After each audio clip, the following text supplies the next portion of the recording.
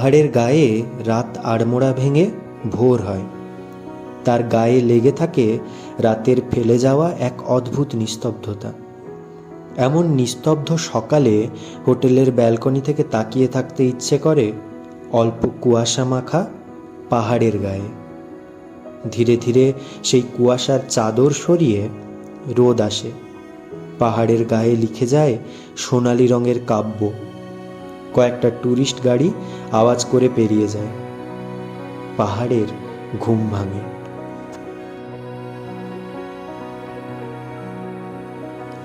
চেরাপুঞ্জিতে আজ আমাদের দ্বিতীয় দিন, আর আজ আমাদের গন্তব্য double decker living root bridge.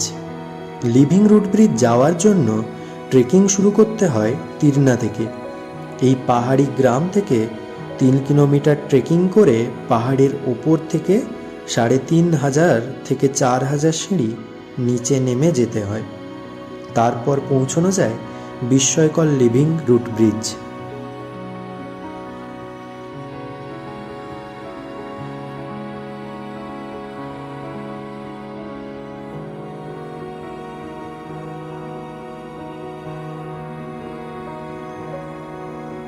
পাহাড়ের গা বেয়ে সবুজের মাঝখান দিয়ে নেমে গেছে ঢালু সিঁড়ি।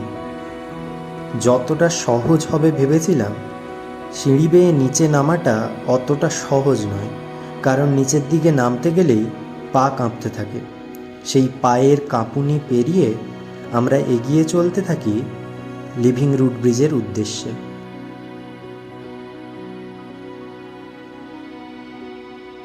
কি অবস্থা উদয়ন? উদয়ন কি অবস্থা? পা কাঁপছে পুরো, একদম থরথর থরথর করে। এখনো তো সেরকম কোনো সিঁড়ি নামেনি ভাই। আমি ফিরে পালাচ্ছি গেল। এতটা খাড়া রাস্তা, সিঁড়ি দিয়ে নামার সময় সবার মনে হচ্ছে না পাটা কাঁপছে। এই এখনো আমরা কি অরুণাভ, আজকে ব্লগিংটা হচ্ছে অরিজিনাল ব্লগিং। কিরকম লাগছে অরুণাভ? কে রে কে রে? দে দে দে লাঠিটা দে, কোনো সাপোর্ট পাচ্ছি না লাঠিটা। কি অবস্থা হচ্ছে ভাই? এভাবেই চলতে চলতে আমরা পৌঁছে যাই ফার্স্ট ভিউ পয়েন্ট, যেখান থেকে তাকালে চারপাশে শুধুই দেখা যায় সবুজে ঢাকা পাহাড়, শোনা যায় পোকা মাকড় আর নাম না জানা পাখির ডাক। আর আমরা জানতে পারি যে সবেমাত্র 750 সিঁড়ি পার হয়েছি আমরা। এখনও প্রায় 3000 সিঁড়ি নিচে নামা বাকি। কে জানে পাহাড়ের এত গোপনে কোন বিস্ময় লুকিয়ে আছে।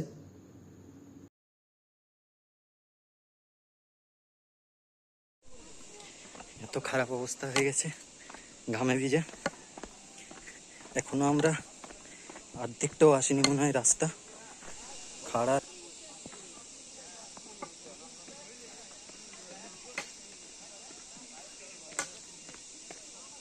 कब से कर रहे हैं आप लोग? क्या मतलब आप क्या नीचे रहते हैं या ऊपर? अच्छा, ऊपर से जो लोग जाते हैं उन लोगों को क्या नीचे से रोज ऐसे ही जाना पड़ता है? ऐसे ही जाना है रोज।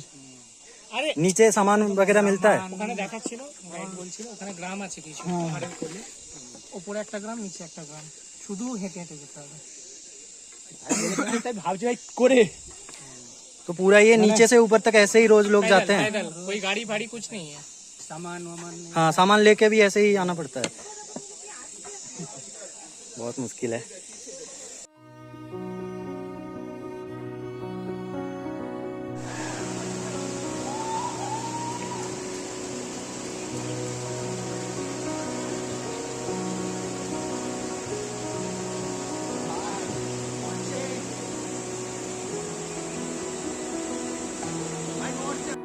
আমরা যে ঝুলন্ত সেতুটাকে পেরোতে ভয় পাচ্ছিলাম, এই বাচ্চাগুলো কি অনায়াসে পেরিয়ে গেল। এই ছোট্ট নড়তে থাকা ব্রিজ, সিঁড়ি দিয়ে নামার কাঁপুনি, ওদের ছোট্ট পাও যেন অভ্যাস করে ফেলেছে। দুটো পাহাড়ি নদীর সেতু আর একটা ছোট্ট রুট ব্রিজ পেরিয়ে এবং আরও অনেক কটা সিঁড়ি ভেঙে আমরা এসে পৌঁছই পাহাড়ি রাস্তা সবুজের অলিগলি দিয়ে লুকিয়ে রাখা সেই বিস্ময়কর অংশে। Double decker living root bridge.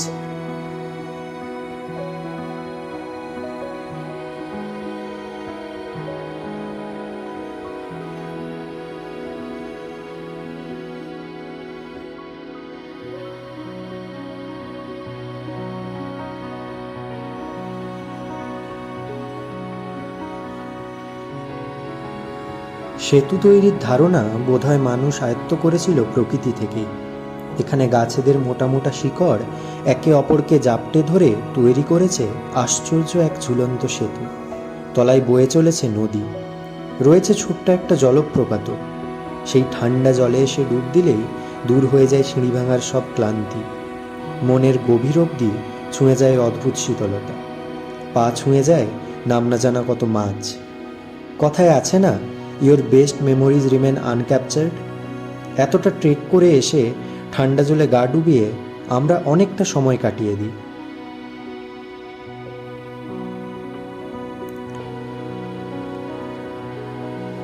সেতু মানেই তো যোগাযোগ, আবার সেতু মানেই ইট কাঠ কংক্রিট দিয়ে বানিয়ে তোলা সহজ যাতায়াতের পথ। কিংবা সেতু মানে হয়তো আরও বেঁধে বেঁধে থাকি। অন্তত মেঘালয়ের এই সেতু তো তেমনটাই মনে করায়। শিকড়ে শিকড়ে আরও আষ্টে পৃষ্ঠে বেঁধে নদীর উপরে দিব্যি সেতু বেঁধে দেয় প্রকৃতি।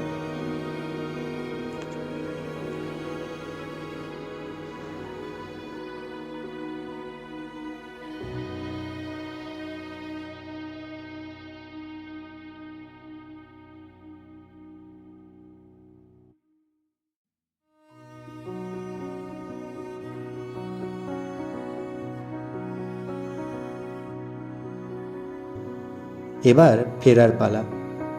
পাহাড়ের তলায় একটা গ্রাম, একটা বয়ে চলা নদী, তার উপর একটা ঝুলন্ত সেতু, আর কিছু মানুষের মুখ। ছেড়ে যেতে কষ্ট হয়, আবার কেউ হয়তো ছেড়েই যেতে চায়।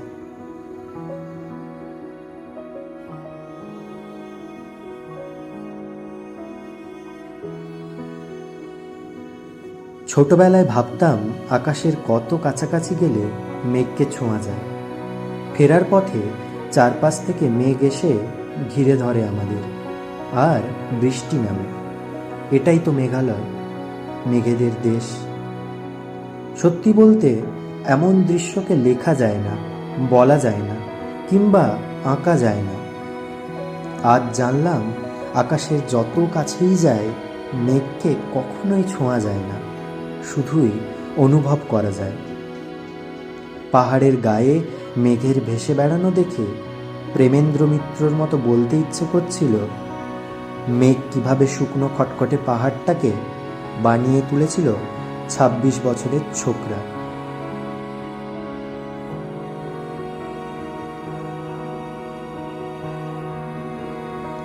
মেঘ পেরিয়ে যায়, সদ্যস্নাতা পাহাড়ের বুকে আঁধার নামে। দূরের গাড়িগুলোর হেডলাইট জ্বলে ওঠে। যেমন নিশ্চুপে দিন শুরু হয়েছিল সেভাবেই শেষ হয়ে যায়।